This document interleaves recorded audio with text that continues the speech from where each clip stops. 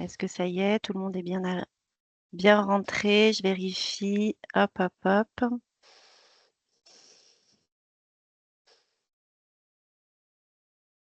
On démarre, voilà, ça fera venir tout le monde. Alors, merci à tous d'être présents à cet atelier économie circulaire et culture. Alors, je vais commencer car on a 1h30 d'un programme assez chargé. Je me présente, je m'appelle Émilie Jagousseau, je suis urbaniste à l'Institut Paris Région. Et dans le cadre de la stratégie régionale d'économie circulaire, donc la SREC, la région Île-de-France et l'Institut Paris Région donc, co-animent la communauté des territoires franciliens circulaires, que je vous détaillerai un petit peu plus tard. Alors, pour faire court sur l'atelier d'aujourd'hui, l'objectif, c'est vraiment de porter à connaissance les enjeux de l'économie circulaire appliqués au secteur culturel. Il s'adresse aux directions techniques en charge donc, des services culturels dans les collectivités franciliennes, à tous les acteurs culturels, donc que ce soit le spectacle vivant, film, musée, et aussi aux acteurs donc, du réemploi. Avant d'aller donc dans le vif du sujet, je voulais remercier ceux qui ont préparé avec moi ce webinaire.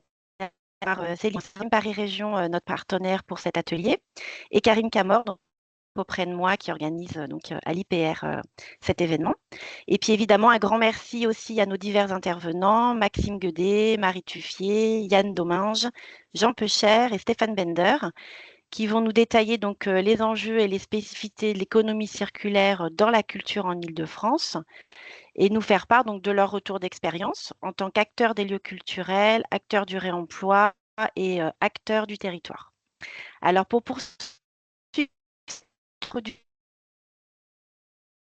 la Anne-Sophie de Carangal, qui est chez Déchets, la région Île-de-France et qui va vous présenter donc la SREC. Anne-Sophie, merci. Je vais partager mon écran. Hop,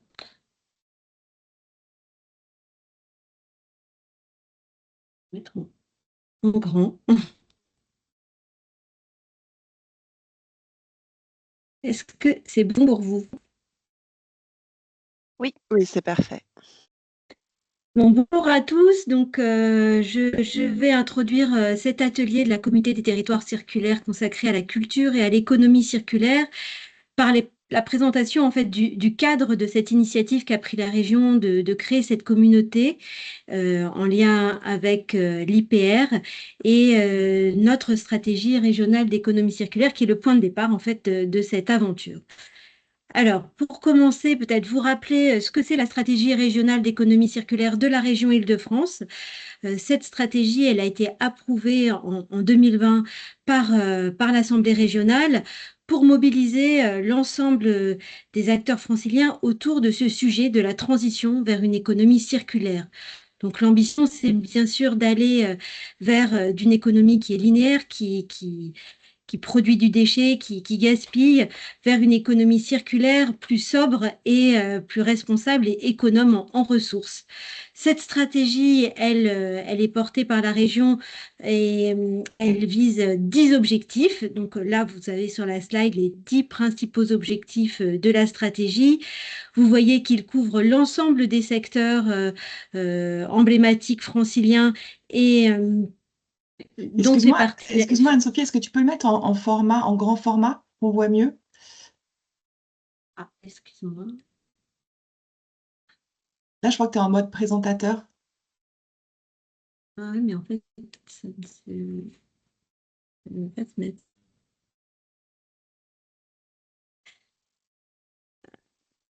Comment faire? Je vais refaire le partage avec l'autre écran, en Non, non, fait. c'est très bien le partage, c'est juste le mode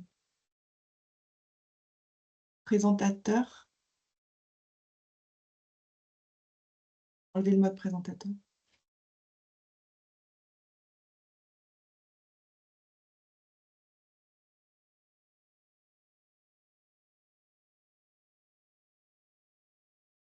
Alors, maintenant, du coup,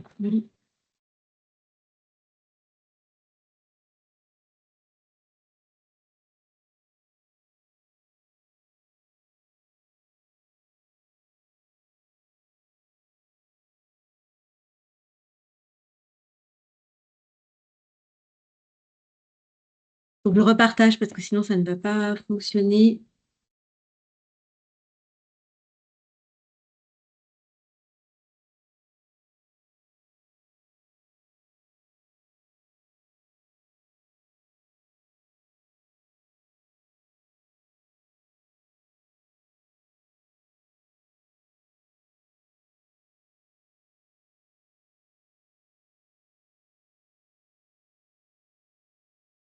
C'est mieux. Oui, OK. Bon, du coup, je reprends. Donc, vous voyez 10 objectifs de la stratégie, dont un consacré au secteur emblématique que constitue le tourisme, la culture et le sport. Et donc, ce qui nous préoccupe aujourd'hui, c'est le secteur de la culture. Cette stratégie, elle est bâtie en transversalité, en s'appuyant sur les compétences de la région. Donc, voilà, on a monté cette stratégie avec l'ensemble des politiques régionales selon trois grands axes. Un axe qui est d'accompagner les territoires franciliens, et c'est dans ce cadre-là qu'on a décidé de mettre en place cette communauté des territoires franciliens. Un axe 2 qui vise à mobiliser l'ensemble des secteurs de l'économie francilienne, et c'est dans ce cadre-là qu'on a choisi de mobiliser les acteurs de la culture vers cette transition vers l'économie circulaire. Et puis un axe 3 qui vise à engager la région elle-même dans ses achats, dans sa maîtrise d'ouvrage, euh, sensibiliser ses agents, mobiliser des fonds européens puisqu'elle est gestionnaire de ces fonds. Et donc cette stratégie, elle est vraiment transversale à l'ensemble des actions de la région. Elle vise à intégrer l'économie circulaire en interne à la région et de la même manière au sein des collectivités à mobiliser l'ensemble des compétences des collectivités pour euh, changer les pratiques et aller vers l'économie circulaire. Alors, ce que je vais vous présenter dans un premier temps, c'est le levier 9 de la stratégie d'économie circulaire qui est vraiment consacré au secteur culturel. Alors, ce levier 9, il vise à faire du secteur culturel, de l'économie circulaire, un facteur d'attractivité du secteur culturel francilien, donc à la fois au travers de sa politique régionale, mais aussi au travers de 4 actions, qui sont les actions qui ont été définies lors de l'élaboration de la STREC avec les acteurs du secteur, que je vais vous présenter maintenant. Alors, peut-être un petit point sur la politique régionale en faveur de la culture de la région. Donc, la région est politique en faveur du secteur culturel qui est importante et qui est axée sur 4 grands axes. Un axe sur les spectacles vivants et les festivals avec des soutiens à la création, à la réalisation de spectacles et de festivals.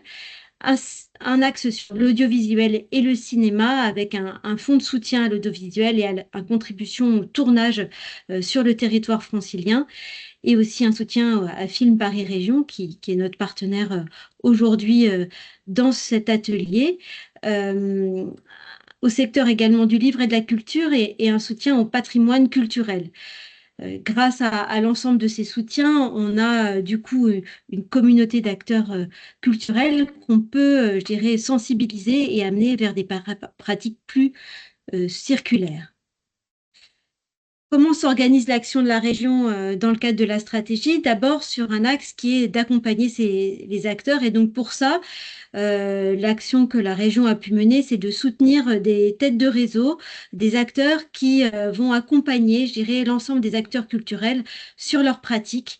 Donc, quatre soutiens vraiment importants pour la région, celui aux augures avec la création d'une écothèque régionale qui est un véritable centre de ressources sur les pratiques à mettre en œuvre dans le secteur culturel. Un soutien aussi au réseau national des ressourceries culturelles qui est le RESAC, pour les échanges de pratiques au sein de ces ressourceries qui sont des matériothèques de la culture. Un soutien au réseau Arviva qui mène des actions sur le développement durable dans les arts vivants, et puis bien sûr le soutien que je citais juste avant à Film Paris Région et à la commission du film. Je pense qu'on aura une présentation un peu plus tard dans le webinaire. Deuxième action, c'était de soutenir un projet qui est porté par Film Paris Région, qui est le projet Circulart, hein, qu'on a, je dirais, lancé ensemble avec Film Paris Région, avec une première étape qui a été un diagnostic du secteur audiovisuel et du cinéma sur sa production de déchets d'abord, et pour voir comment limiter les gaspillages et limiter la production de déchets et mieux la gérer sur les tournages et dans les studios de tournage. Après, on s'est passé sur Circular 2, hein, là qui est pro- qui a été porté directement par Film Paris Région avec un travail sur l'éco-conception dans ce secteur. Et puis là, en ce moment, Circular 3 est en cours et je pense que Johanna Golardo vous en parlera plus tard. Donc, c'est une action spécifique sur ce secteur, mais qui rejoint des enjeux du spectacle vivant et de tout ce qui concerne la scénographie. Deuxième action, c'est de soutenir l'ensemble des ressources culturelles spécialisées en Île-de-France. Donc, l'idée, c'est d'avoir des lieux de stockage, des lieux de revalorisation et de remise à disposition de matériaux, de matériel, d'éléments de scénographie.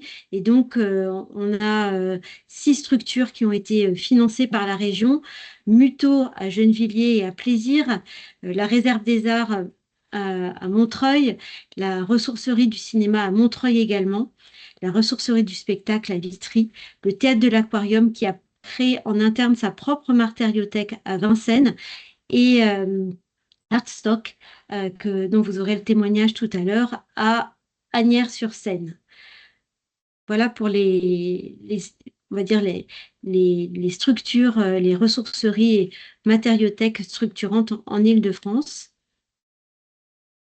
Et pour finir et faire la transition vers la présentation de la communauté des territoires, alors pourquoi la région a inscrit dans ses actions de la stratégie d'économie circulaire la création de cette communauté des territoires? C'est pour bien sûr engager l'ensemble des territoires franciliens dans cette dynamique de gestion économe des ressources et de réduction des déchets. De créer une communauté qui est copilotée par la région et l'Institut Paris Région, dans un objectif de mise en commun des bonnes pratiques, de mise en réseau, mais aussi d'accompagner les territoires vers une meilleure intégration de l'économie circulaire dans une logique de transversalité. Et c'est pour ça qu'on fait aujourd'hui cet atelier qui vise à mobiliser tant les directions culturelles que les directions qui travaillent dans le domaine de l'environnement ou le domaine de l'économie autour de ce sujet de la culture et de l'économie circulaire. Je voulais vous faire un petit point d'actualité sur un appel à projet, puisque la région est gestionnaire des fonds européens du FEDER. Et donc, on a mobilisé 5 millions d'euros là, en cette fin d'année pour financer des programmes d'action des territoires franciliens pour faire des programmes d'accompagnement de changement de pratique sur ces territoires. Donc, c'est des programmes qui peuvent être à l'échelle régionale sur une filière, donc comme la filière culturelle, ou à l'échelle de territoire. Et le dépôt des candidatures est pour le 5 décembre de cette année. Il y a justement un webinaire de présentation qui a lieu demain, non, jeudi, pardon, de 14 heures à 16 heures et auquel vous pouvez participer si vous souhaitez connaître les éléments de cet appel à projet. Voilà pour les éléments de présentation de l'action de la région dans le domaine de l'économie circulaire et je laisse le soin à Émilie de l'IPR de présenter plus en détail la communauté des territoires. Merci Anne-Sophie. Alors, je vais quand même faire assez brièvement un petit point sur cette communauté. Donc, comme elle vous l'a dit, c'est la région Île-de-France et l'Institut qui co-animent cette communauté. Et donc, c'est vraiment un lieu d'échange, d'accompagnement des acteurs territoriaux qui s'engagent donc à mettre en œuvre des stratégies et des actions en matière d'économie circulaire, sachant que donc c'est vraiment des ateliers à peu près 4 par an. Et en 2025, ils sont assez diversifiés. On a eu donc un atelier Europe dont l'objectif était de porter donc à connaissance des collectivités franciliennes les opportunités de financement et d'appui qui leur sont offerts par les institutions européenne. Avant l'été, on a eu un autre atelier qui a eu lieu sur les enjeux d'une gestion circulaire des urines, pour là encore faire savoir aux collectivités et aux divers aménageurs les enjeux liés à la séparation à la source et les solutions techniques qu'elles peuvent mettre en place. Et puis donc, pour les 2 derniers ateliers de l'année, on a voulu donc les faire sur le même thème, économie circulaire et culture, car le sujet donc est vaste et on voulait aussi proposer à la fois ce webinaire en octobre et donc un atelier d'échange aussi avec une visite le 25 novembre à la Réserve des Arts à Montreuil. Et on va vous mettre donc dans le chat le lien vers cet autre atelier si vous ne l'avez pas eu et si ça vous intéresse, évidemment, vous inscrire. Alors, on va pouvoir vraiment démarrer maintenant. Pour information, donc chaque intervenant aura 10 minutes de présentation. Alors, je pensais pouvoir mettre un minuteur, mais je ne peux plus. Il a disparu de l'application de réunion. Voilà, on va essayer ou de vous dire quand ça sera l'heure, mais si possible 10 minutes par intervenant. Et puis, comme vous avez commencé à le faire, n'hésitez pas à poser des questions dans le chat et on essaye au maximum de vous répondre. Alors, on va commencer par la première partie sur les enjeux et les spécificités de l'économie circulaire dans la culture en Île-de-France. Et donc, c'est Karine Camor, qui est socio-économiste à l'Institut Paris Région, qui va vous faire un point sur cadrage et enjeux, transition circulaire du secteur culturel en Île-de-France. Merci, Karine. Merci Émilie, vous m'entendez? Oui. Super. Je vais vous présenter les résultats d'une étude qu'on a réalisée avec ma collègue Odile Soulard, qui vient de sortir hier. Créer autrement en Île-de-France, la culture circulaire en action. On s'intéresse à l'IPR, au secteur de la culture, depuis maintenant près de 20 ans. On voit que leur poids est prépondérant en Île-de-France, avec la moitié des emplois qui sont concentrés dans la région, notamment dans le Grand Paris.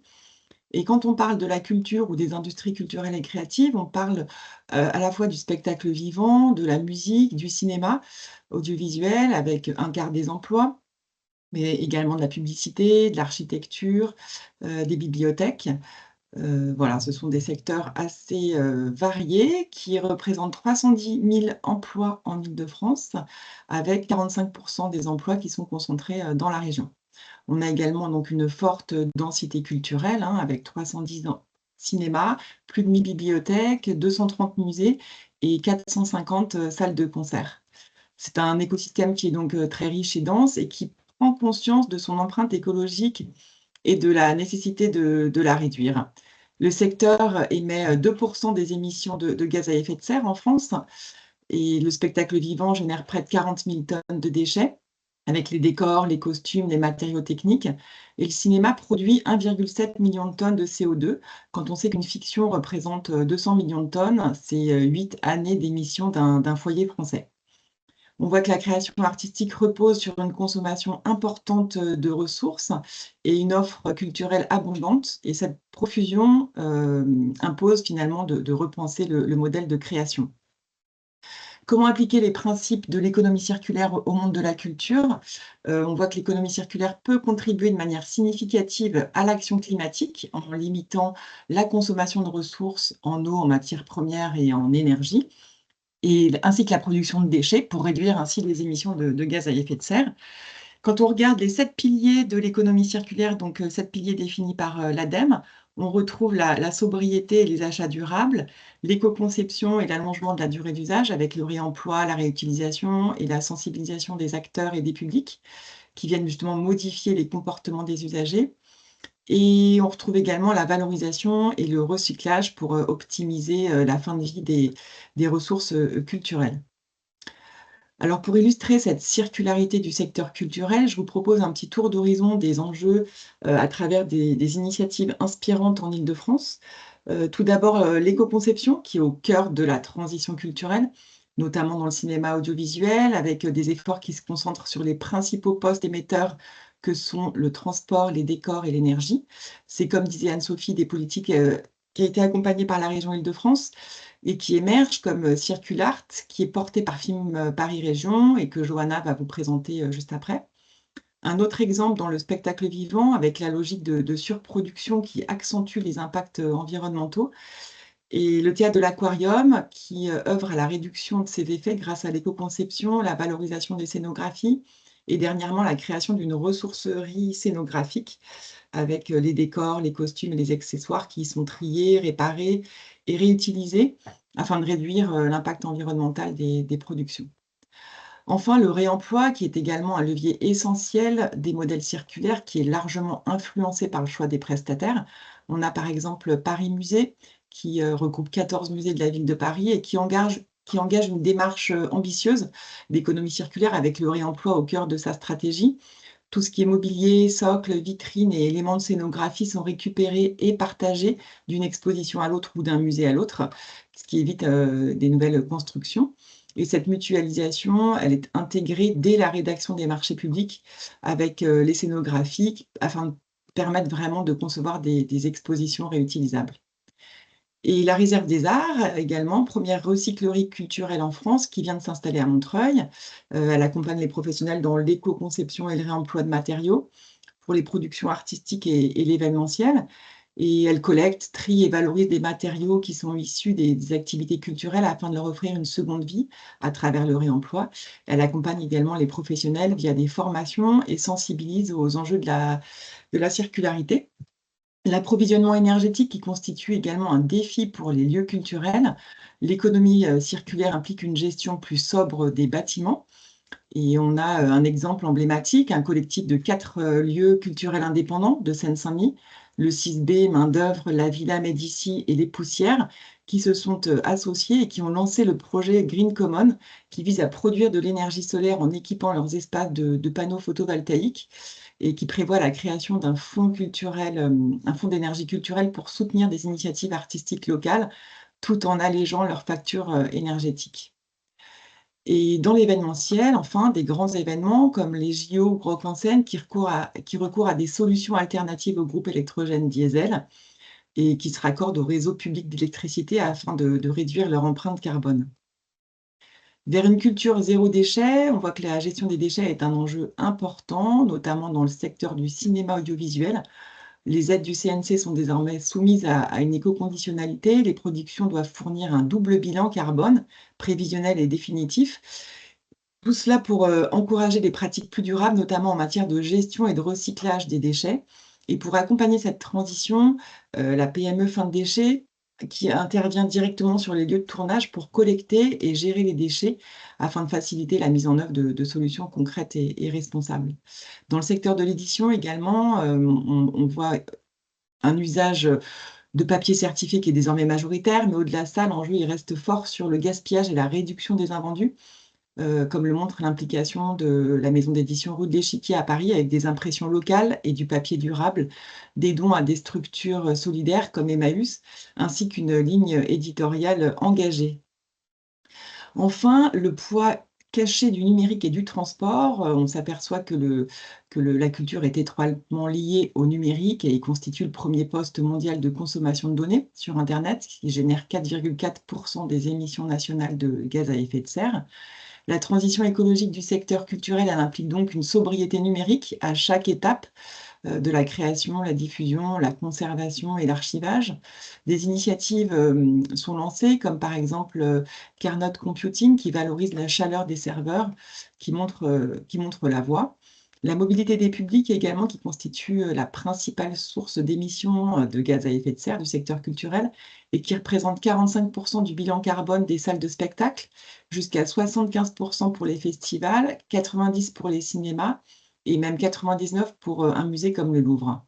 Et pour répondre à cet enjeu, il s'agit de promouvoir des pratiques de mobilité durable, un ancrage territorial avec une offre culturelle de proximité, des spectacles itinérants ou des tournées coordonnées, par exemple, avec une importance forte également sur la sensibilisation des publics, qui est essentielle également, comme le montre le festival We Love Green, qui informe et propose des solutions écomobiles et informe sur leur site internet des solutions alternatives. Les leviers d'action pour une transition circulaire de la culture, ils sont au nombre de 5. Relocaliser les activités pour favoriser un ancrage territorial. ralentir les rythmes en mutualisant les tournées et les expositions et en prolongeant les représentations, réduire les échelles en limitant la logique d'événementiel et la croissance des jauges, éco-concevoir et réemployer, comme on a vu, grâce au réseau de ressourceries, de recycleries, renoncer à certains usages du numérique en raison de leur forte empreinte écologique.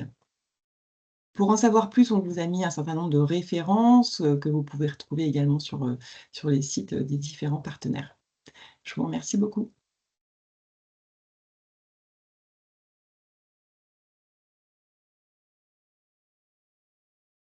Émilie, tu as ton micro coupé. Oh, je le recherchais. Merci. Super, merci, merci Karine. On est parfait dans le timing. Il y aura un petit point question aussi juste après cette première partie. Donc, je vais passer tout de suite la main à Maxime Guedet, chargé de mission pour la transformation écologique de la création au ministère de la Culture, qui va vous faire une présentation de l'étude sur le bilan carbone de la création artistique. Merci. Merci.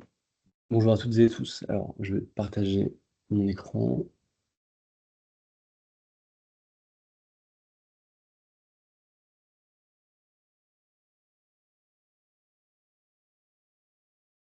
On voit bien Ça va l'écran bien? si vous... Super, oui. Ouais, voilà. Super, Ok. merci. Oui, donc je vais commencer par vous dire un peu d'où je pars. Donc, je suis effectivement chargé de mission de transformation écologique de la création pour la direction générale de la création artistique au ministère de la Culture. C'est une mission qui est assez récente. Elle a été créée à la fin de l'année dernière, mais elle fait suite à un travail d'un groupe d'agents au sein de notre direction depuis 2020, et donc qui a mené à la création d'un plan d'action qui est intégré au plan Mieux produire, mieux diffuser, qui est notre plan stratégique au sein de la direction, qui contribue de manière générale à la transformation écologique, mais qui comporte aussi un volet spécifique sur ces questions-là. Donc ce plan est en parfaite adéquation avec d'autres plans stratégiques, donc notamment tout ce qui est planification nationale, et aussi une feuille de route générale pour le ministère de la Culture, qui est le guide d'orientation et d'inspiration, et qui a un axe spécifique sur les questions de création artistique.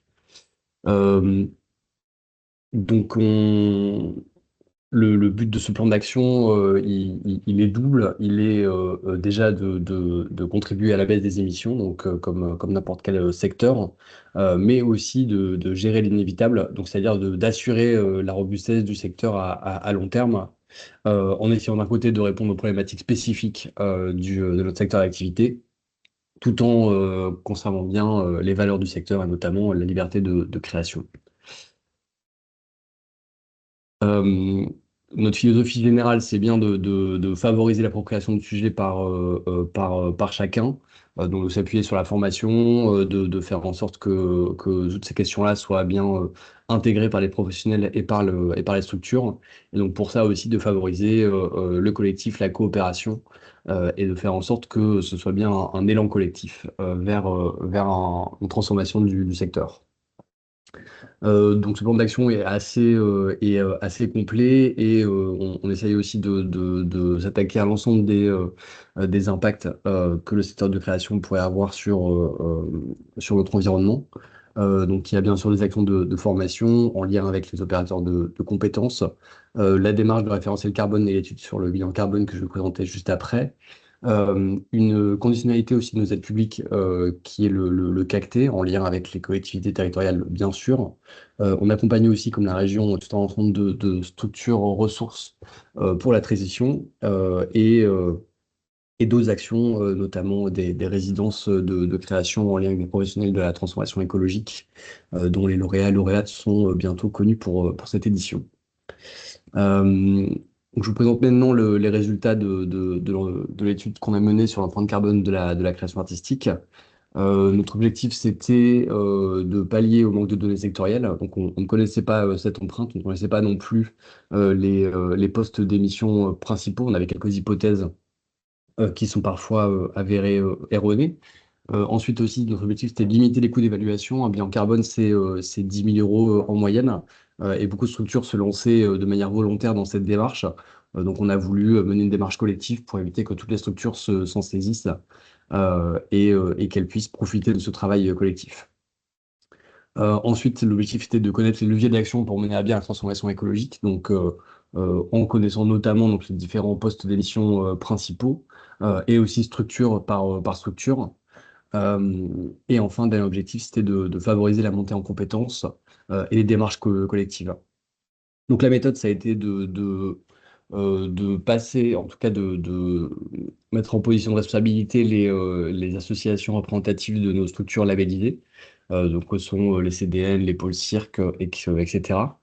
Ces structures avaient en charge de former l'ensemble de leur réseau, de monter en compétences. Ensuite, de faire le bilan carbone d'un échantillon de structures représentatives au sein du réseau. Et ensuite, de formaliser un plan d'action collectif à partir de ces résultats.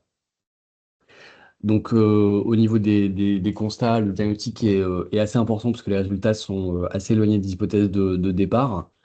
Ensuite, le deuxième constat, c'est qu'il est impossible de déterminer des typologies d'émissions. Donc, c'est-à-dire qu'on on peut pas définir des catégories d'émissions en fonction de catégories de structures. Il y a quelques variables qui permettent d'expliquer les différences entre bilan carbone, mais il y a vraiment une spécificité de chaque structure culturelle. Donc là, j'attire un peu votre attention sur le fait que les chiffres qui sont présentés après sont des moyennes, qui elles-mêmes recouvrent des disparités entre structures. Et je vais passer ensuite. Donc sur les émissions moyennes par structure, donc vous avez là les émissions moyennes en fonction des types de structures, avec 147 tonnes d'équivalent CO2 par an pour les centres nationaux des aires de la rue et l'espace public, jusqu'à 2726 tonnes d'équivalent CO2 par an pour un opéra en moyenne. Ça, c'est le bilan total par réseau, sachant que vous avez donc les barres qui vous montrent le total du réseau et vous avez ensuite la ligne verte qui vous montre le nombre moyen de structures. Donc on voit par exemple qu'en moyenne les opéras ont un bilan assez élevé, un nombre de structures assez faible, mais du coup l'ensemble du réseau euh, est quand même lui assez émissif. Rapidement sur ce graphe, on a rajouté les établissements publics pour vous dire aussi qu'il y a quelques établissements qui ont des émissions assez importantes et on voit là aussi qu'il y a une différence entre une moyenne et des cas particuliers. Vous avez notamment la Philharmonie et l'Opéra de Paris qui ont des émissions qui sont quasiment équivalentes à l'ensemble du réseau des SMAC ou du réseau des opéras. Et donc, il faut s'attacher à décarboner et à baisser les impacts de ces structures-là en particulier. Sur la méthode, donc je vous ai dit, on est parti d'un échantillon représentatif de structures pour réaliser des bilans carbone. On a ensuite pu extrapoler ces émissions à l'ensemble des structures labellisées par le ministère. Donc ça via des données d'activité. Et ensuite, on a extrapolé à partir de ces résultats à l'ensemble des structures relevant de la création artistique via des données plutôt statistiques de l'INSEE en faisant un ratio entre les chiffres d'affaires et le bilan carbone.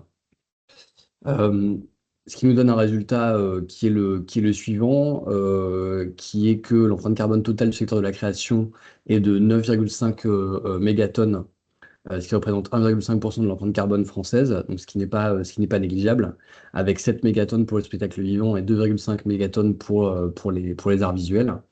À titre de comparaison, donc la création artistique se trouverait à un peu moins de la moitié des émissions du numérique et un peu plus du double des émissions du transport aérien intérieur, donc des trajets France-France. Sachant que la création artistique ne représente, lui, que 17% du PIB de la culture.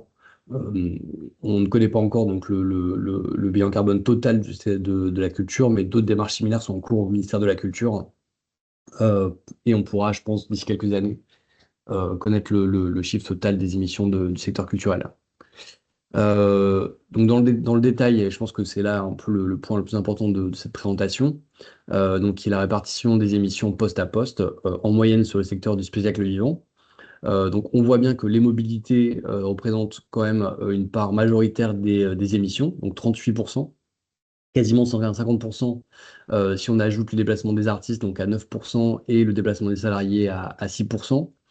C'est un poste qui est notamment pas écrasant et je pense que la principale découverte un peu de cette étude, c'est que le poste des achats, lui, représente un quart du bilan carbone et si on rajoute les achats immobilisés, donc les immobilisations, à 10%, on est à plus du tiers des émissions qui se trouvent dans le poste achat.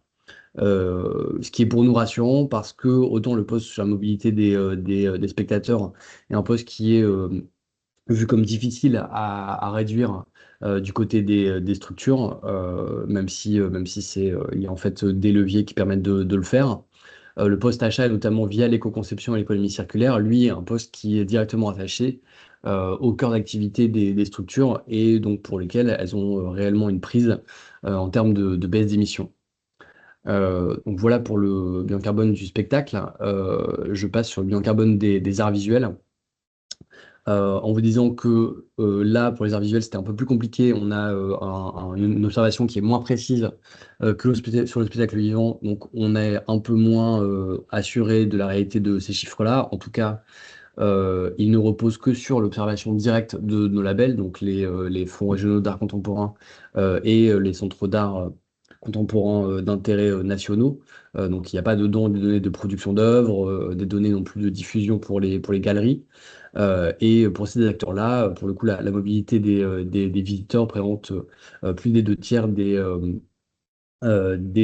émissions, notamment dues à une importance forte de la prise en compte des touristes internationaux dans ce bilan. Mais le post-achat n'est, pour le coup, pour ces acteurs-là, pas non plus extrêmement réduit, puisque si on additionne les immobilisations et les achats, on arrive quand même à quasiment 20% des émissions.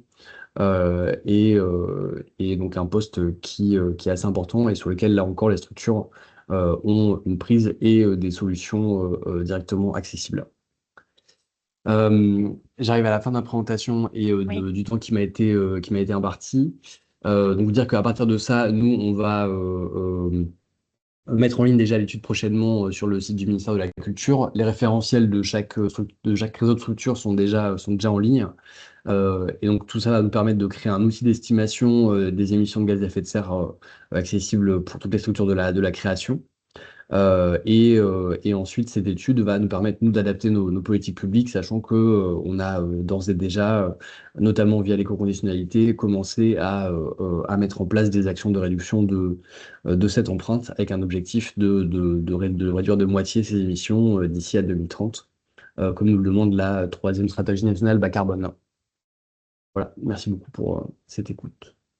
Merci, Monsieur Guedet, c'était très clair. Je vais passer tout de suite la parole à Johanna Gallardo, responsable de l'éco-production à Film Paris Région, pour une présentation du projet Circulart visant à intégrer les principes de l'économie circulaire dans la filière image. Merci, Johanna. Merci, bonjour à tous et merci à la région Île-de-France et à l'Institut Paris Région pour cette invitation. Juste en préambule, Circulart a été introduit.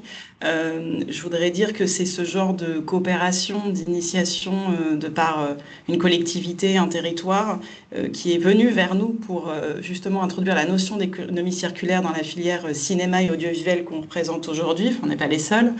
Et donc voilà, ça a vraiment été un travail de long cours depuis 2017 pour introduire cette notion, mieux l'appréhender et aboutir à des choses très concrètes pour réduire les émissions carbone. Et donc je vais vous en parler un peu plus en détail. Je partage ma présentation. Hop. Voilà.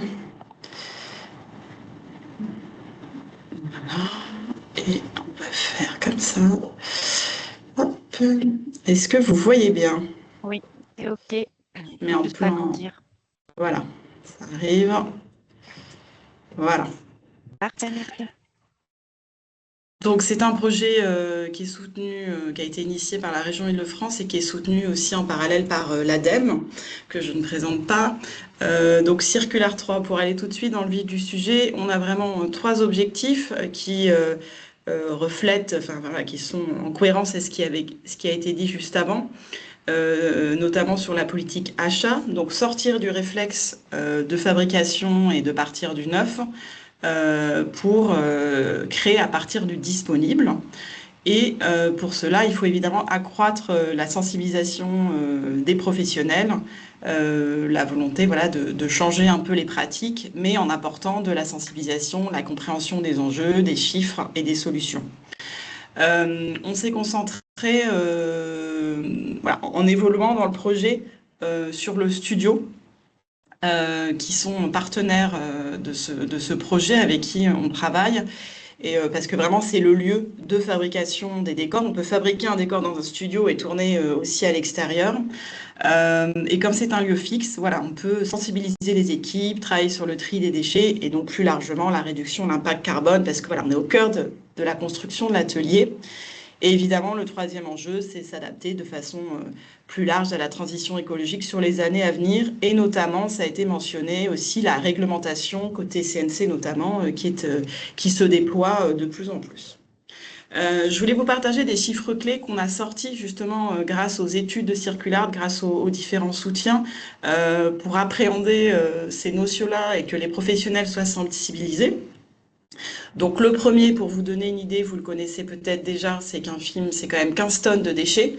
C'est une moyenne que la ressourcerie du cinéma a étudiée, ce qui n'est pas rien. Quand on a commencé le travail avec Circulart, on était donc à la fois sur l'audiovisuel et le spectacle vivant. On s'est aperçu que 40% des déchets de ces filières ont un exutoire inconnu, c'est-à-dire qu'elles n'ont pas de filière de recyclage dédiée. Les déchets sont mis dans le tout venant et ne sont pas traités. Donc en termes de volume, 40%, si on prend 15 tonnes de déchets, c'est quand même très important. Ensuite, voilà, bon, il y a un petit, c'est pas grave.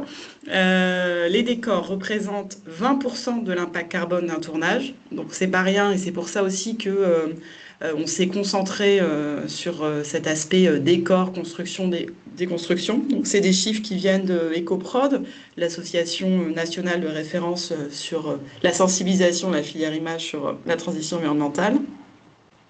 Et donc le chiffre d'après que vous voyez, 80% des décors construits sont détruits après seulement quelques semaines de tournage. Donc voilà, c'est d'ailleurs notamment d'un constat, de ce genre de constat qu'EcoProd a été créé il y a 15 ans, voilà, que de l'argent public servait à construire des décors pour faire des films, mais que ces décors étaient détruits donc quelques semaines après, comme un opéra, comme un festival. Voilà, on a des enjeux communs sur le secteur culturel. Voilà, donc ces chiffres-là, et j'en partage un dernier, ne peuvent pas nous laisser insensibles. Et on a voulu justement étudier les pratiques des professionnels donc en 2022 sur le volet 2 de Circulart. Là, on est sur le 3e volet. Et on a sorti ce chiffre qui est très intéressant. C'est que justement 80% des professionnels de la filière cinéma audiovisuel estiment que le studio est le lieu optimum pour l'économie circulaire. Parce qu'on est dans un lieu fixe, on est dans l'atelier de fabrication, il y a des bennes pour trier éventuellement les déchets, pour traiter les eaux usées liées à la peinture. C'est un lieu où on se rassemble, on peut échanger. Donc on s'est concentré sur ce lieu. Et justement, côté professionnel, on s'est rendu compte qu'il y avait une sensibilisation nécessaire, puisque cette étude a permis de sortir que 50% des professionnels du décor connaissent peu ou méconnaissent les qualités écologiques des matériaux utilisés. On connaît le bois, mais voilà, l'impact du polystyrène, l'impact des solvants, des peintures. Finalement, on les utilise au quotidien dans des temps courts aussi de fabrication qui ont tendance à se réduire par ailleurs. Voilà, on les utilise, on n'a pas forcément trop le temps de réfléchir, ça se comprend. Donc Circulart, l'idée c'était aussi de faire un pas de côté avec des professionnels motivés sur ce sujet-là pour prendre le temps d'aller sourcer des solutions innovantes. Et voilà, on a un groupe de chefs décorateurs, chefs peintres, assembliers qui font ce travail-là depuis une dizaine d'années, qui font de la R&D finalement.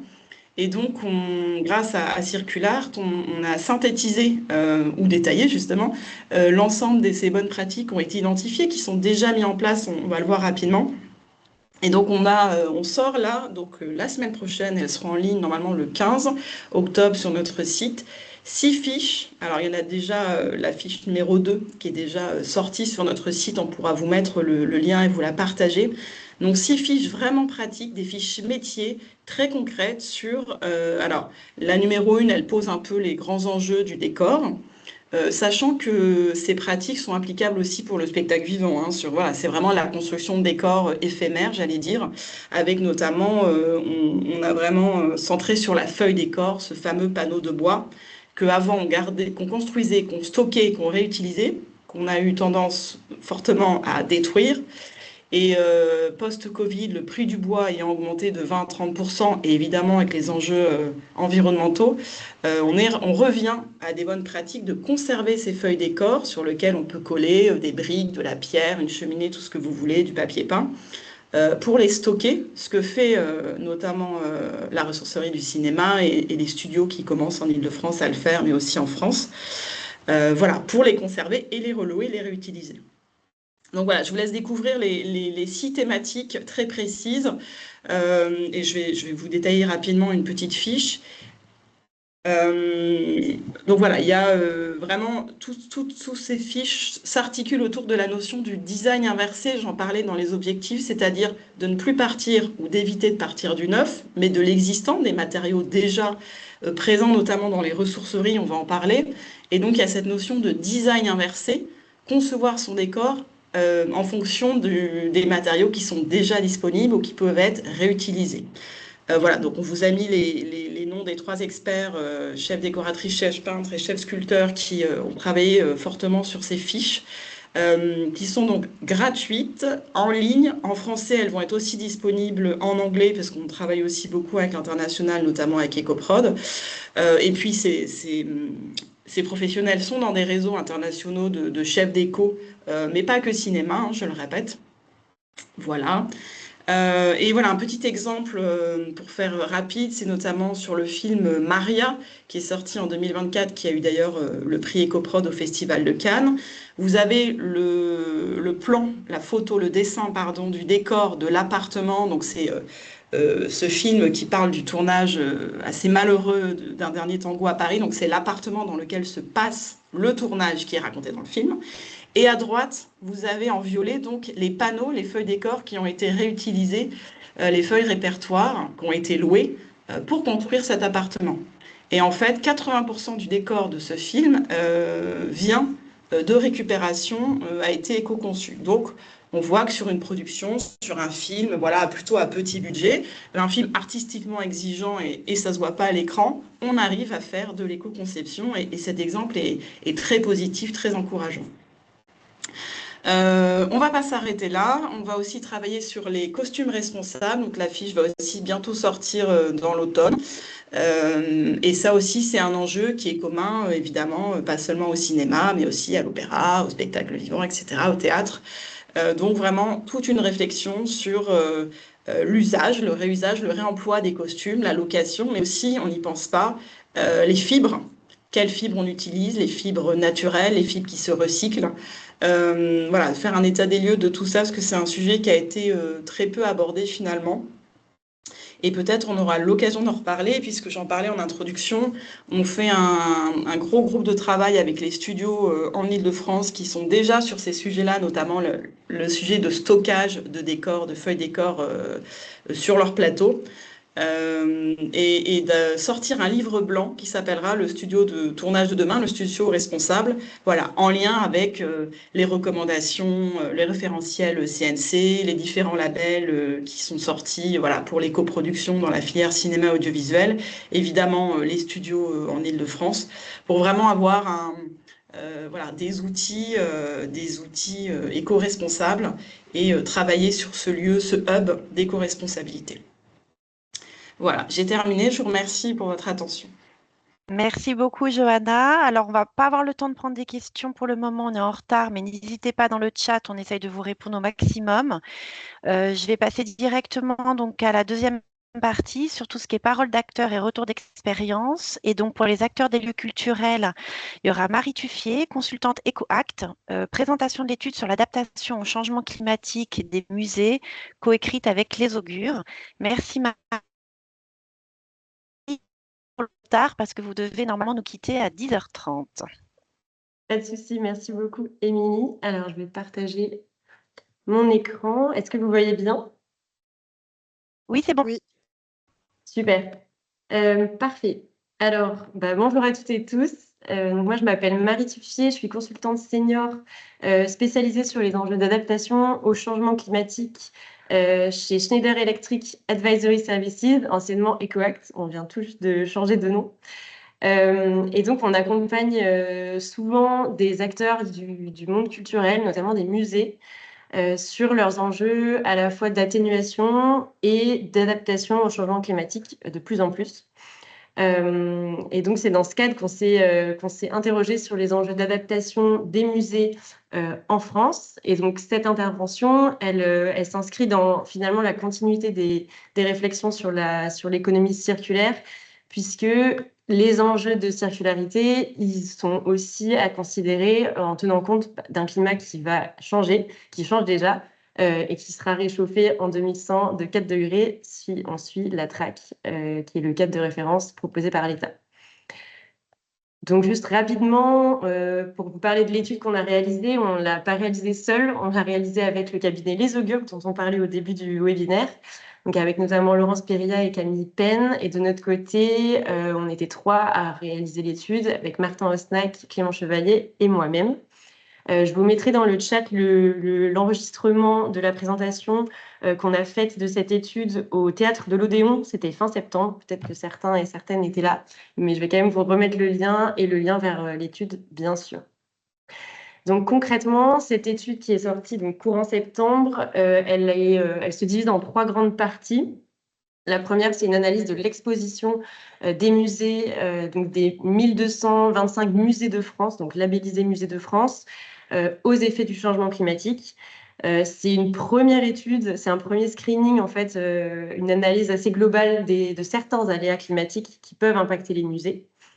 En deuxième partie, on s'est interrogé sur, étant donné cette exposition aux aléas climatiques, quelles sont les sensibilités, quels sont les impacts possibles sur le fonctionnement de ces musées en France. Et enfin, une troisième partie sur les transformations qui sont nécessaires pour adapter ou pour accroître en tout cas la résilience des musées face aux aléas climatiques qui seront de plus en plus nombreux. Alors, juste pour vous donner un premier aperçu des résultats d'exposition, si on regarde les aléas qui sont liés à l'évolution de la chaleur, donc ce qu'on observe, c'est que globalement, il fera plus chaud et de manière plus fréquente partout sur le territoire, avec bien sûr des différenciations territoriales, avec notamment les régions du sud qui seront particulièrement exposées. Mais c'est une tendance qui est générale et à laquelle les musées qui sont situés en Île-de-France n'échappent pas. Donc si on se focalise vraiment sur l'Île-de-France, on voit que dès 2050, on aura 12 jours de plus dans l'année par rapport à la période de référence, donc la période passée, où il fera plus de 30 degrés. Et si on regarde vers 2100, ce sera quasiment un mois de plus dans l'année, avec des jours chauds, donc de plus de 30 degrés, et une semaine de plus où il pourrait faire plus de 35 degrés. Donc, ce sont des résultats qui sont moyennés, donc qui cachent souvent des extrêmes. Ça peut vouloir dire une semaine de plus avec des températures au-delà de 40. Voilà, ce sont des résultats qui sont moyennés. Ça, c'est pour la chaleur. Si on regarde les aléas liés à l'eau, là, on a analysé la variation des précipitations, donc en cumul de pluie sur la période analysée. Là encore, si on globalise les résultats, on voit qu'il pleuvra globalement plus l'hiver et moins l'été. Donc, il y a vraiment cette idée de saisonnalité.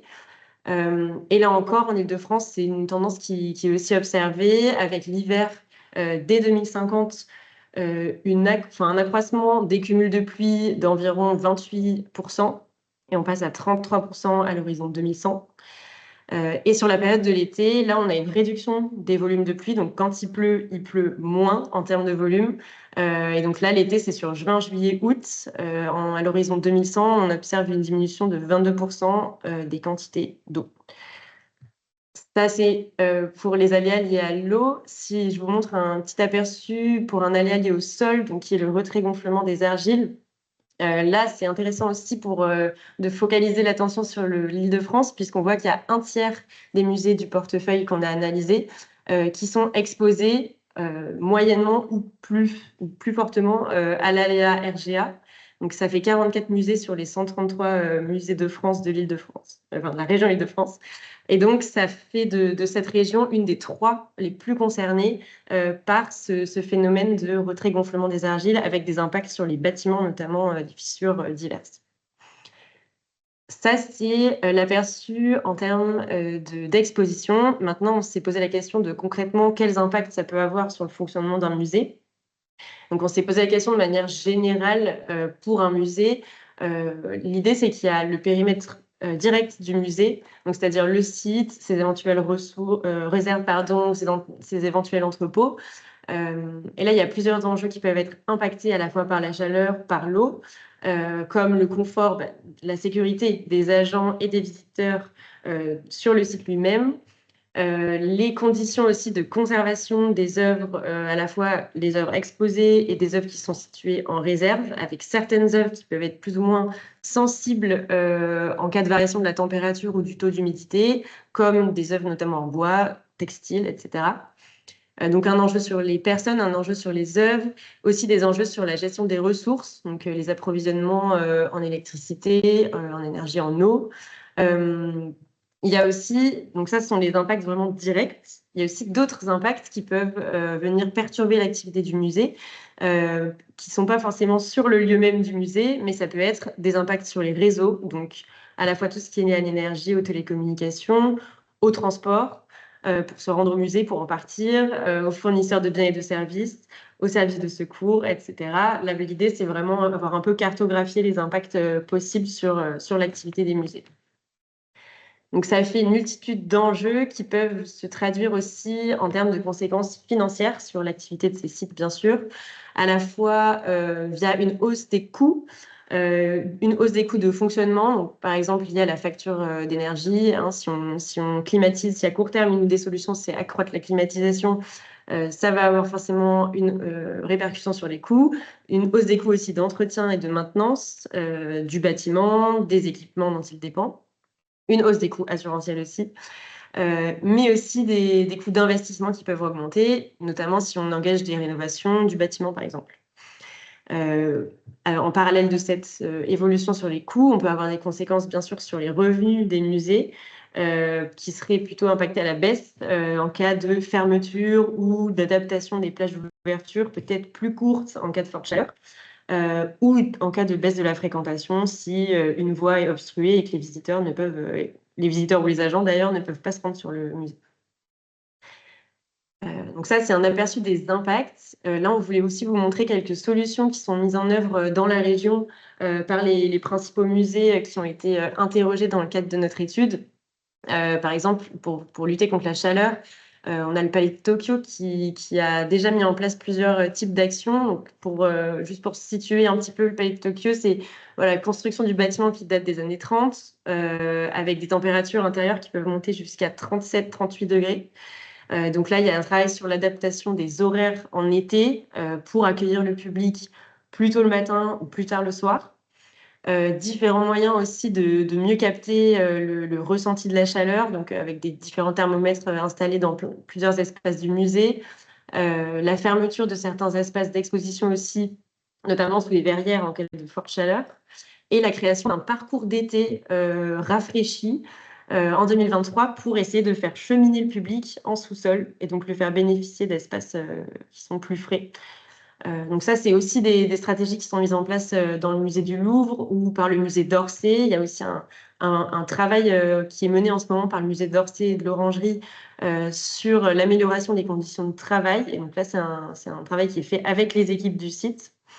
Et d'autres initiatives plus en réseau, avec un travail du Centre des musées nationaux sur ce sujet du confort intérieur, et un travail du BISO Group, donc là qui est international, sur les normes de conservation des œuvres, pour essayer de les élargir, pour avoir des plages de variation qui soient adaptées au climat de demain.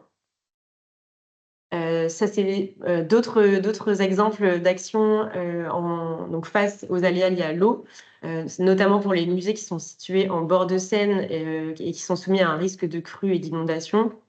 Donc là, il y a différents plans de prévention des risques inondation qui existent, qui indiquent des mesures à prendre plutôt dans la gestion de crise. Donc en cas de débordement, comment on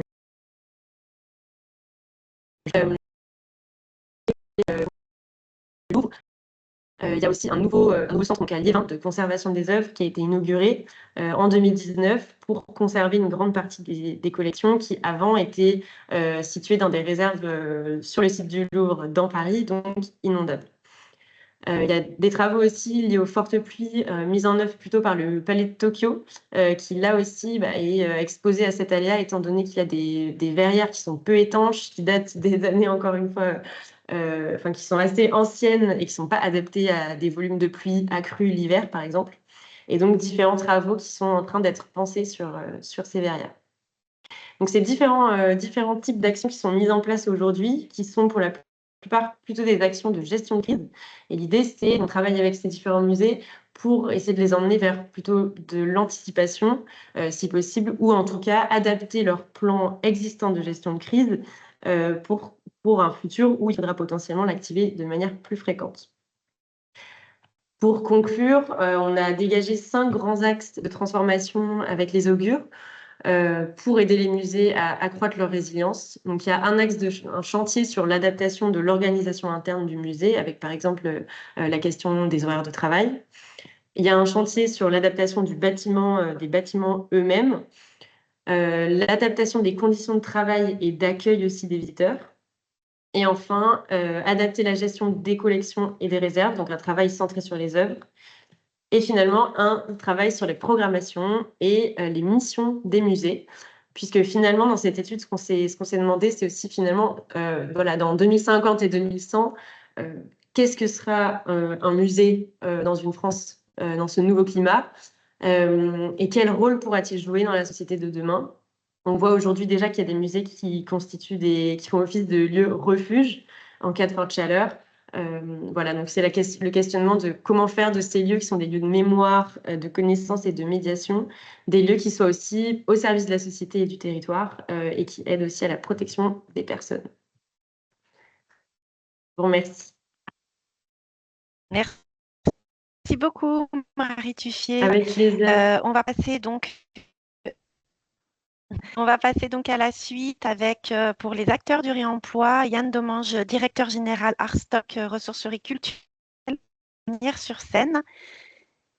Je voulais m'assurer qu'il était bien là, mais a priori, il m'a dit qu'il était connecté.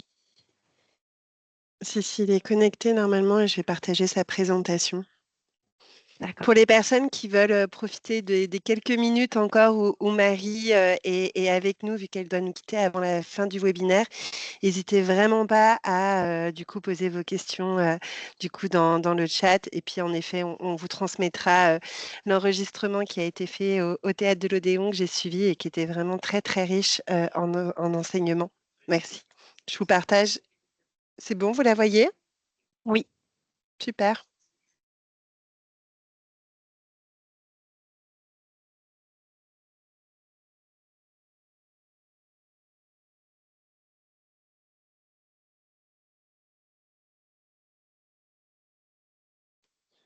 Yann, est-ce que tu es là? Ah, il demande donner le contrôle.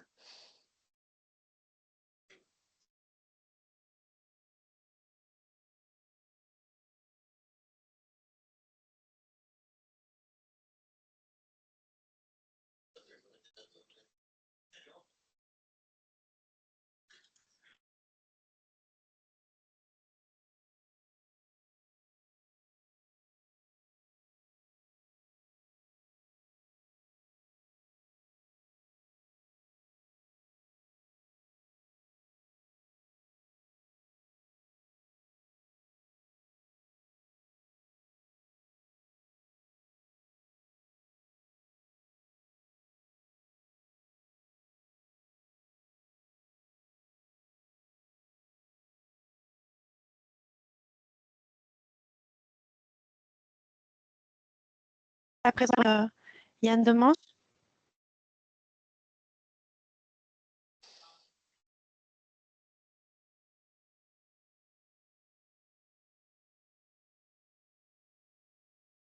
Céline? J'ai un problème, excusez-moi de. Alors, attendez. Est-ce que vous Ouais. Tu m'entendez? veux qu'on Parce que... passe ouais, là on t'entend. Est-ce que tu veux qu'on passe peut-être à la prochaine présentation et on En revient fait, Yann après? essaye de se connecter, mais oui, on peut passer à la prochaine. J'ai l'impression qu'il Ça a y est, du mal à. ça y est, il est connecté. On le voit à l'écran. On est bon? Ok. Ouais, Yann, il faut juste D'accord. ouvrir votre micro.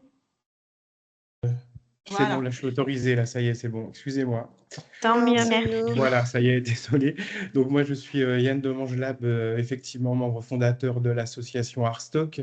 Arstock qui est né en 2009 et qui dispose de 10 000 mètres carrés de plateforme logistique et qui a comme seul objectif de réduire l'impact carbone, l'empreinte carbone liée aux activités de la culture. Notre prisme est le théâtre, notre première capteur de gisement. Et nous sommes donc installés à Asnières-sur-Seine, au Tillet, et depuis très récemment en partenariat rapproché avec la ressourcerie du cinéma avec laquelle nous coopérons. Et nous avons décidé de collaborer, de coopérer à l'avenir. Arstock, donc c'est 14 salariés, c'est une économie d'environ 1 million d'euros, c'est 180 containers, des grands containers, des iCubes qui sont collectés par an et qui sont bien sûr traités et mis au réemploi. À nos deux structures, en 2024, en référence, on a collecté donc la ressourcerie du cinéma et Arstock, 1040 tonnes de matériaux et on en réemploie 98,8%. C'est-à-dire que, in fine, on finisse en benne DIB ou en benne bois pour du recyclage, 1,8%. Je pense que ce sont quand même des chiffres qui sont importants d'être notés. Et nos deux structures font partie du réseau RESAC, évidemment, puisque aujourd'hui, beaucoup de ressourceries culturelles de l'économie circulaire sur le pôle culture sont nées sur le territoire et le RESAC nous aide à nous structurer et à travailler ensemble, toujours dans le même but pour réduire cet impact.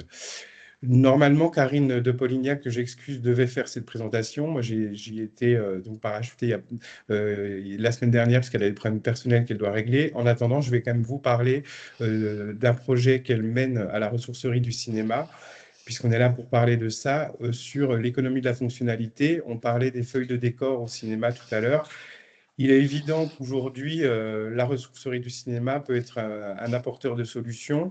On est en train de mettre en place un projet recherche-action dans lequel on fabrique des feuilles décor et dont l'objectif sera la location pure et dure, mais à échelle plutôt industrielle, pour les gros tournages qui ont lieu en Île-de-France. Et cette étude est en cours et normalement, nous aurons déjà des pistes de réponse sur le bien fondé, en tout cas de cette hypothèse, au premier trimestre 2026. Voilà. Voilà concrètement une présentation rapide et succincte de nos structures.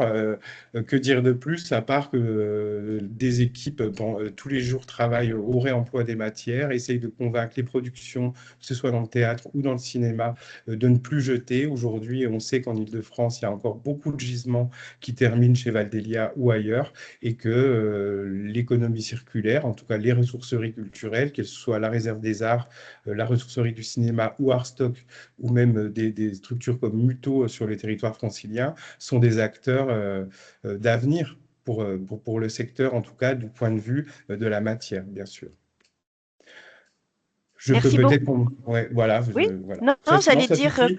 comme vous Ouais, voulez. Bah, c'était déjà très bien, mais si vous voulez voilà. poursuivre, en tous les cas, merci beaucoup d'avoir pu remplacer au pied levé Madame de Polignac.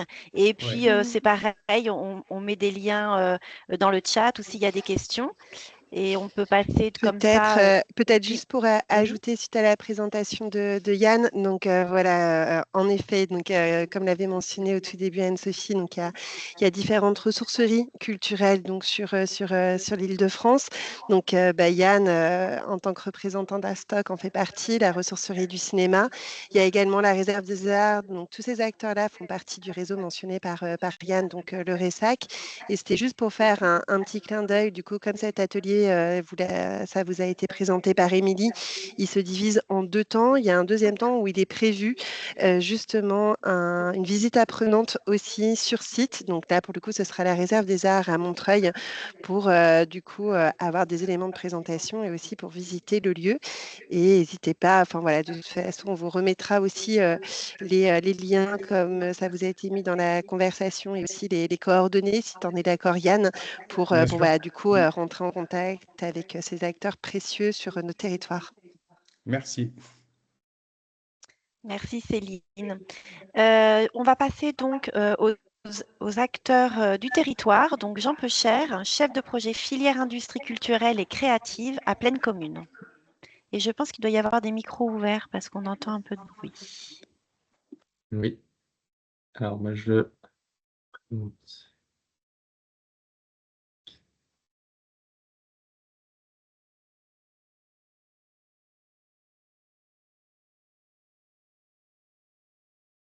Ça met un peu de temps pour le moment. ouais, Un écran noir.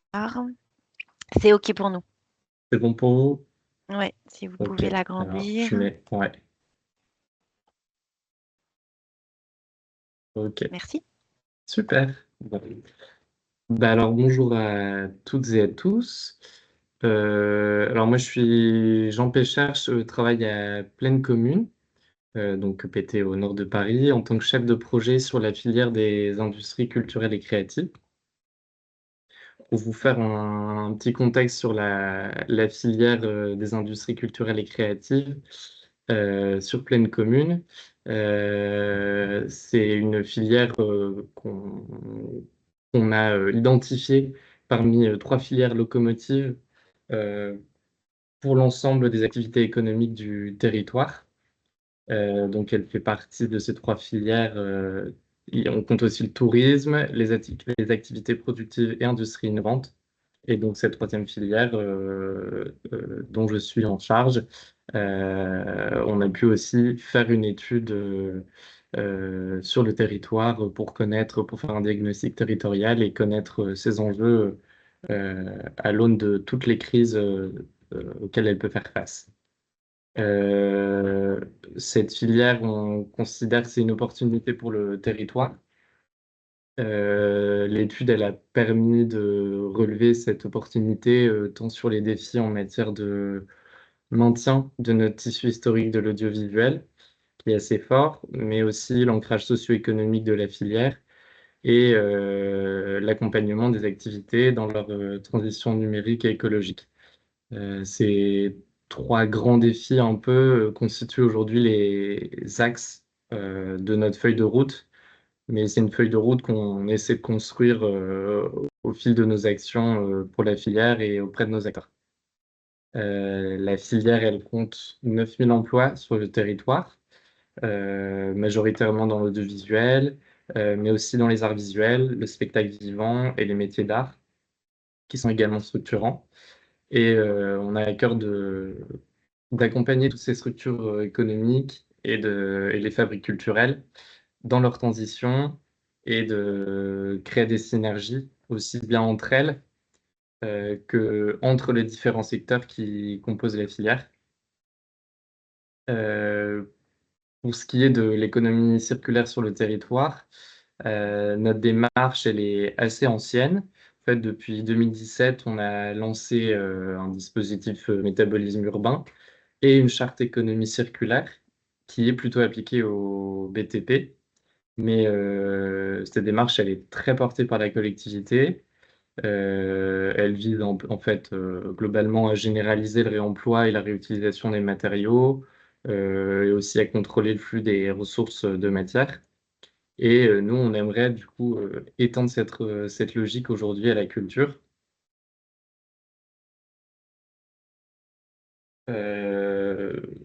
À Plaine Commune, sur Plaine Commune, la filière des industries culturelles et créatives, elle est dans un contexte de croissance, donc plutôt positif.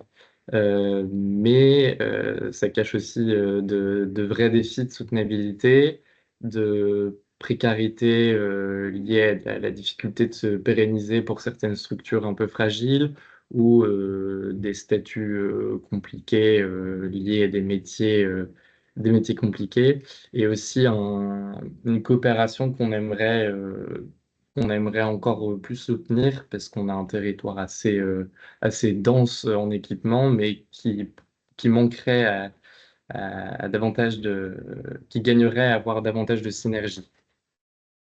Et vu que Plaine Commune aussi, c'est un territoire de fabrique et un terrain d'innovation sociale et écologique, on encourage énormément nos lieux culturels et notre écosystème ESS à expérimenter pour faire face à tous les défis que connaissent les industries culturelles et créatives.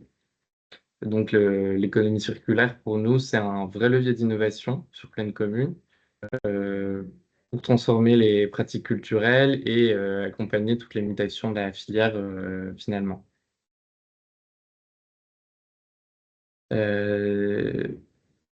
C'est grâce à l'expertise qu'on construit en rencontrant les acteurs sur le terrain et grâce au soutien de nos partenaires institutionnels qu'on essaie de perfectionner au fur et à mesure notre accompagnement sur le volet des transitions, comme avec Film Paris Région. Sur Plaine Commune, on a plusieurs acteurs qui sont engagés et qui sont déjà au rendez-vous sur ces défis dans la culture. Et on aimerait généraliser un peu ça. Jusqu'alors, Plaine Commune, nos moyens d'action pour accompagner ces démarches, elles résident surtout dans la compétence d'animation territoriale, d'information et de mise en réseau des acteurs. Mais c'est aussi un relais vers des dispositifs, une gestion foncière et d'urbanisme, et via notre commande publique et éventuellement des financements quand on peut le faire. Concrètement, nos moyens d'action, comment ça se traduit sur le terrain? Aujourd'hui, notre direction de la stratégie culturelle du tourisme et du patrimoine, avec laquelle on travaille étroitement la direction de la stratégie et l'animation économique dans laquelle je suis. Cette direction culturelle, elle a un suivi très rapproché des nombreuses fabriques culturelles du territoire. Le site B, par exemple, c'est un de ces exemples de tiers-lieux emblématiques et Plaine Commune a vivement contribué à le pérenniser sur le territoire en rachetant le foncier en 2024. Et ces espaces, ils sont très importants parce qu'ils abritent énormément de structures de l'économie sociale et solidaire qu'on considère qui constituent de vrais laboratoires d'expérimentation en fait dans le emploi artistique et qui peuvent derrière inspirer des pratiques applicables aux acteurs plus industriels et qui ont plus d'envergure. Au CIB, par exemple, on a le Déchet d'Art qui est résident. Et cette société, cette association, pardon, elle vise un comportement citoyen en matière de réutilisation et de valorisation des déchets par la voie de l'art. Donc son existence même et ses expérimentations gagneraient à être valorisées pour inspirer les acteurs culturels et diffuser à des échelles plus industrielles ensuite. Aussi, je peux vous citer les studios de la Montjoie, les anciens studios AB qui sont sur la plaine Saint-Denis et qui ont remporté un appel à projet de la Grande Fabrique de l'Image de France 2030. C'est des studios assez mythiques qui ont été repris par les entreprises Volt et Pixsize pour être transformés en des studios de tournage assez exemplaires en matière d'éco-production et de réemploi des décors. Leur intention, c'est d'être un vrai laboratoire, notamment en créant un centre de tri et de valorisation. Et sur ce volet réemploi, ils sont en partenariat avec Collectif Costume, qui sont hébergés au cœur des studios. Et Collectif Costume aimerait du coup créer une ressourcerie au cœur même du site, une ressourcerie dans le monde du costume. Et notre rôle, Plaine Commune, là-dedans, c'est de continuer de les accompagner dans cette démarche qui devrait bientôt voir le jour. Mais sur le plan de l'éco-production, les studios de la Montjoie sont déjà en route, ils sont déjà en marche parce qu'ils expérimentent déjà des premiers tournages éco-produits. Sinon, on encourage la création de synergies, de rencontres interacteurs qui peuvent inspirer, faire naître des initiatives ou à minima avoir un rôle de diffusion des savoirs. Pleine Commune, on essaie de participer à beaucoup de salons, comme le Satis qui a lieu prochainement en novembre, où on va mettre en avant des entreprises qui ont une politique RSE assez avancée. Et on crée des moments comme aux Journées européennes des métiers d'art en 2025, où on a pu organiser une table ronde sur les métiers d'art et de la circularité. Donc ça, c'est autant d'occasions pour les acteurs de la filière de se rencontrer et de partager des bonnes pratiques. Ça, c'est sur le plan de notre accompagnement aujourd'hui, mais notre rôle dans la collectivité, on aimerait qu'il aille plus loin sur cette thématique de la circularité dans la filière. On espère par exemple pour accompagner les acteurs de la culture dans leur transition écologique, par exemple via des appels à projets ou en créant un kit filière des industries culturelles et créatives qui serait lié à notre politique d'engagement territorial. Un kit filière qui valoriserait les bonnes pratiques, qui permettrait de partager les ressources du territoire, les dispositifs utiles en la matière. Il y a aussi le volet emploi, formation qui est important pour nous et on aimerait travailler avec notre direction sur le sujet des nouveaux métiers de la culture liés aux enjeux d'éco-production. Ça serait aussi bien par des dispositifs de sensibilisation, une logique d'attention à l'imbrication entre les besoins des acteurs et les nécessaires formations à créer pour répondre à ces besoins. Et d'autres perspectives aussi, ça serait de créer des passerelles, évidemment, avec nos démarches d'écologie industrielle, notre métabolisme urbain, pour mutualiser les savoir-faire et les équipements. Donc voilà, pour conclure, je dirais que Pleine Commune s'appuie en fait aujourd'hui sur des initiatives existantes, qu'elles soient de petites ou de grandes envergures. Et on veut construire une dynamique territoriale de circularité dans la culture, mais on aimerait mieux la structurer. On est encore en phase de construction. On aimerait élaborer une stratégie un peu plus ancrée. Et concrètement, pour nos acteurs, notre ambition, c'est du coup de rendre cette stratégie qu'on construit plus visible, plus généralisée, en reliant les acteurs et en amplifiant les pratiques pionnières pour peut-être devenir un territoire laboratoire et pionnier dans l'économie circulaire créative. Voilà, Merci. je vous Ouais. remercie. Merci beaucoup, Monsieur Pechère. C'était très clair, voilà, d'avoir cet exemple sur Pleine Commune, acteur du territoire, sur tout ce qui est économie circulaire. Je vais passer aussi la parole maintenant à Stéphane Bender, directeur de Marne et Bois. Eh bien, bonjour à toutes et tous. Est-ce que vous m'entendez bien? Oui, très bien. Formidable. Oui. Alors, je suis donc Stéphane Bender, je travaille pour Paris Est Marne et Bois, le PT qui est situé à l'est de Paris, globalement de Vincennes à Brie-sur-Marne. Je suis préfigurateur du pôle images et son de l'Est parisien. Je vais principalement vous parler de ça. On vous entend bien. Oui. Oui, on vous voit. Formidable. Je vais principalement parler de ça, même si Paris Est Marne et Bois a beaucoup d'autres activités dans le domaine de l'économie circulaire et du développement durable. Mais ma mission, encore une fois, le pôle image et son de l'Est parisien, me semble être un exemple intéressant par rapport à ce dont on parle aujourd'hui. Alors, techniquement, le pôle image et son de l'Est parisien, c'est un écosystème qui se développe autour des studios de Brie-sur-Marne et de l'INA. Donc, pour vous faire un historique très rapide, les studios de Brie-sur-Marne, il y a environ 10 ans, ont été, je dirais, en danger, puisqu'ils étaient soumis à des pressions de la part de promoteurs. À l'occasion de ce risque-là, les collectivités et les acteurs privés du site se sont mobilisés, réunis, aidés également par les professionnels qui se sont mobilisés pour aider les studios, pour sauver les studios même. À partir de là est née une dynamique collective. L'idée un peu saugrenu à ce moment-là, véritablement, non seulement de sauver les studios, mais de les développer et de les inclure dans un ensemble beaucoup plus large, en tout 18 hectares, autour donc des studios d'un côté et de l'INA de l'autre. Alors les studios, pour celles ou ceux qui ne connaissent pas, c'est les studios historiques du cinéma français. Récemment, il y a eu par exemple Emilia Pérez, De Gaulle, qui sort bientôt, les 2 épisodes ont été tournés sur place.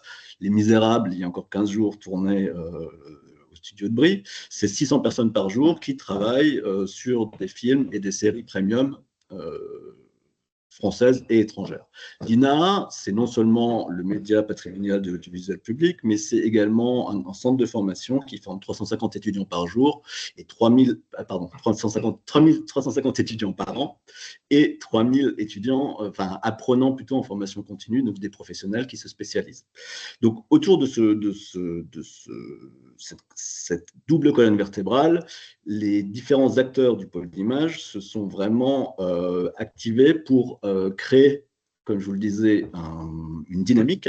Ces acteurs, ce sont alors les 2 villes de Brie-sur-Marne, Villiers-sur-Marne, le département du Val-de-Marne, la région Île-de-France, l'EPAMarne, qui est l'établissement public d'aménagement de Marne-la-Vallée, puisque nous sommes sur le territoire de l'EPAMarne, Paris-Est Marne-et-Bois, bien entendu, associé au studio de Brie d'un côté et à l'INA de l'autre côté. Tout ça, donc toute cette dynamique collective est animée par Paris-Est Marne-et-Bois, qui a vraiment, dont le président et le maire de Brie, vice-président en charge du pôle d'image, se sont vraiment mobilisés pour créer cet écosystème ICC. Donc je vous rappelle, la surface, c'est 18 hectares, nous sommes à 10 km de Paris, et dans un peu plus d'un an, ce sera 1 km d'une station de métro de la ligne 15. Voilà, ça c'était le projet. Donc aujourd'hui, où en sommes-nous? Donc vous voyez sur votre écran normalement la projection.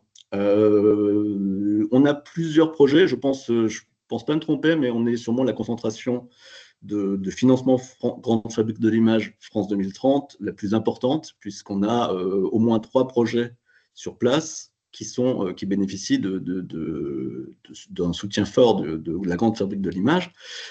Le projet aujourd'hui, c'est donc de doubler la taille des studios. On passe donc de 30 à 60 000 m². On y adjoint un bâtiment de 10 000 m², en tout 14 plateaux. Au final, un écosystème global, puisque d'autres bâtiments environnent les studios que vous apercevez au premier plan sur le visuel.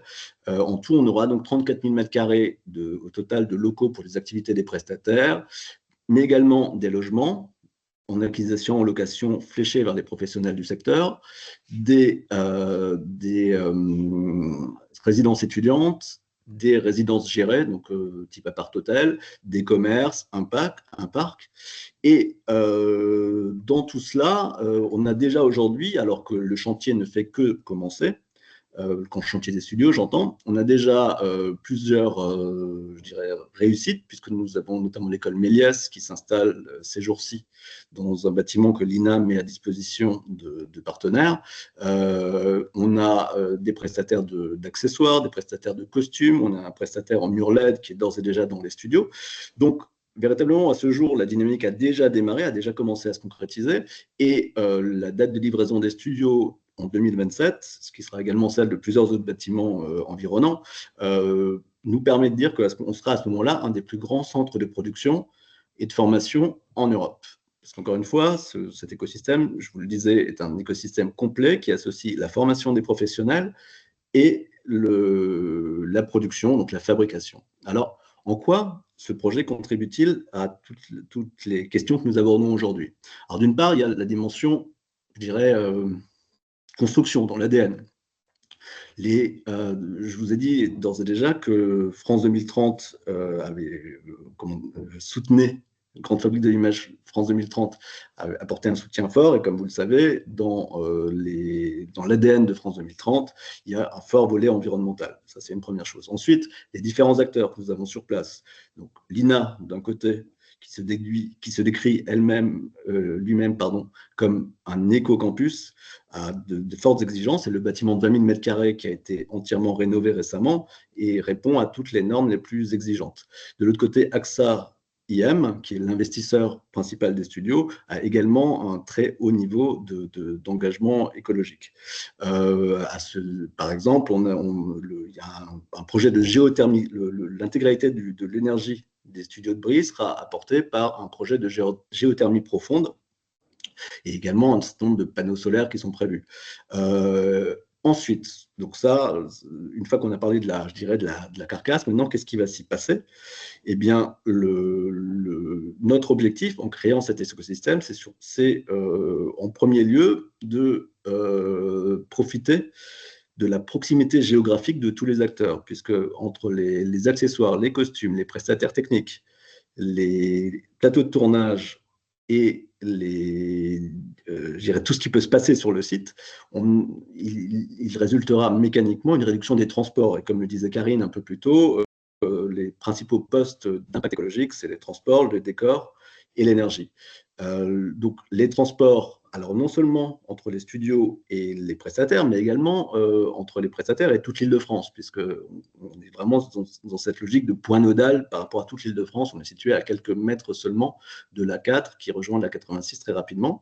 Ensuite, il y a également une dimension qui est très en lien avec ce qui a été abordé aujourd'hui, qui est celle de la mutualisation des ressources, puisqu'on voit bien qu'aujourd'hui, on s'opère déjà des relations et des liens entre différents acteurs qui sont implantés sur le site, et ça ne fait que commencer. De la même manière, pour tout ce qui touche aux déchets et à la gestion je dirais, de tout ce qui peut ressortir, on peut se retrouver également avec des synergies extrêmement intéressantes. Alors, je donne simplement 2 exemples rapides. Le premier, c'est celui de la série Montmartre, qui est passée ce lundi, je crois, sur TF1, dont le décor a été récupéré par une autre production, un décor de cabaret récupéré par une autre production. Alors, ça s'est fait tout simplement parce que les productions étaient passées, parce que les gens ont vu dans un plateau qu'un cabaret était construit et qu'il y était moyen de faire des économies en récupérant des économies environnementales, bien entendu, et également financières. Un autre exemple qui, pour moi, est très parlant, c'est l'implantation de la société Les Deux Ailleurs, qui est le leader de la location d'accessoires aujourd'hui en Île-de-France, enfin en France. C'est le plus gros stock d'accessoires et qui, techniquement, là aussi, récupère énormément d'accessoires à l'issue des tournages qui s'opèrent dans les studios. Et la location d'accessoires, par définition, c'est du réemploi. On crée un stock qui est pérennisé. Donc, véritablement, cette proximité géographique a un véritable impact sur les questions qui nous réunissent aujourd'hui. Mais au-delà de ça, c'est également cette proximité géographique, amène également, je dirais, des perspectives très intéressantes, puisque les studios, déjà aujourd'hui, constituent une sorte de hub, un lieu d'échange, un lieu de rencontre. Si vous avez l'occasion d'y passer, vous vous rendrez compte que autour du restaurant, dans le hall central, les gens discutent, les gens se rencontrent. Très souvent, ce sont des gens qui ne se rencontreraient pas forcément, puisqu'ils seraient chacun en train de travailler sur un film différent. Et là, ils se croisent dans le hall du studio, et je vous donne un petit exemple qui est un panneau d'affichage qui est assez parlant, où récemment j'ai vu une petite affichette avec un professionnel qui proposait de récupérer des éléments de décor et qui proposait de la même manière d'en céder ou d'en louer des éléments de décor donc à l'issue des tournages. Et ça, c'est vraiment quelque chose, ce côté carrefour, qui peut être extrêmement intéressant en termes de partage d'informations. Et puis, également, bien entendu, de formation. L'INA, juste à côté, propose déjà des formations sur l'éco-responsabilité, sur les tournages en lien avec EcoProd. Et ce n'est que le début, puisque un certain nombre de réunions, de séminaires pourront être organisés dans cet écosystème. Ensuite, au-delà du partage d'informations et de formation, il y a également tout simplement le partage des bonnes pratiques. Comme je vous le disais, plusieurs équipes travaillent au même moment dans les mêmes ateliers, donc peuvent comprendre qu'il y a peut-être moyen de réduire l'impact carbone de telle ou telle manière. Et pour aller encore plus loin, en termes d'innovation, on peut véritablement penser que ce lieu aura toute vocation à être un lieu d'expérimentation et puis ensuite de dissémination des innovations. Je donne un petit exemple. Johanna a abordé tout à l'heure le sujet des feuilles décors, des feuilles répertoires. Ben, je peux vous dire que c'est une réflexion qui est très intense aujourd'hui, non seulement dans les studios, mais aussi tous les professionnels qui y travaillent. Donc, pour conclure, j'ai envie de dire que tout est à faire, mais le pôle images et sons de l'Est parisien constitue aujourd'hui un terreau fertile pour toutes les transformations positives du secteur à venir. On est vraiment dans un lieu qui va permettre, je pense, nous l'espérons tous, va permettre de faire naître des nouvelles initiatives, de faire travailler les gens plus efficacement les uns avec les autres dans le sens vertueux que nous désirons tous. Et puis, au-delà de ça, je pense aussi à toutes les générations, alors non seulement d'étudiants qui aujourd'hui étudient à l'INA et dans les différentes écoles qui s'installeront sur le site, mais aussi aux professionnels qui suivent des formations continues ou qui travaillent au studio de Brie. On peut penser que ces générations-là, en tout cas, verront dans les coopérations, dans les collaborations vertueuses, je dirais un élément intéressant et permettront de faire évoluer le secteur dans le sens qui est celui qui nous réunit aujourd'hui, une fois de plus. Voilà. Merci beaucoup. Merci beaucoup, Monsieur Bender, pour cette présentation très intéressante également sur votre territoire. Il est déjà un peu tard, nous sommes un peu en retard par rapport au programme initial. J'espère que vous avez pu poser la plupart de vos questions dans le chat, sachant que voilà, on vous a mis les liens et puis vous recevrez l'ensemble des présentations. Je préfère qu'on conclue maintenant pour justement se dire qu'on n'est pas trop en retard par rapport aux prévisions. Donc, merci à tous pour votre présence à cet atelier. On a été vraiment ravis de préparer ce webinaire avec les divers intervenants qui ont pu donc évidemment éclairer sur les enjeux, les spécificités de l'économie circulaire dans la culture en Île-de-France et nous rapporter leurs diverses expériences comme on a vu en tant qu'acteurs. Et puis donc, vous avez vu à nouveau, on a remis le lien dans le chat sur ce prochain atelier d'échange sur l'économie circulaire et la culture qui aura lieu le 25 novembre avec donc cette visite à la réserve des arts à Montreuil.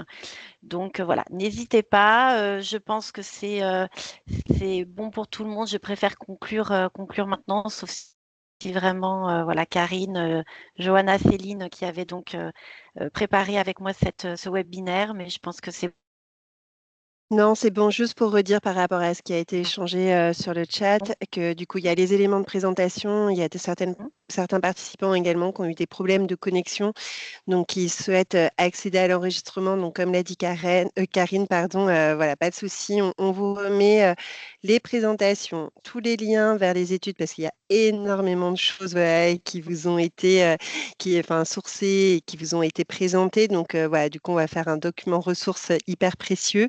Et également l'enregistrement. Et puis voilà, pour ceux qui, en tout cas, peuvent être présents le 25, on vous attend à Montreuil avec Charlène à la réserve des arts. Merci à tous en tout cas.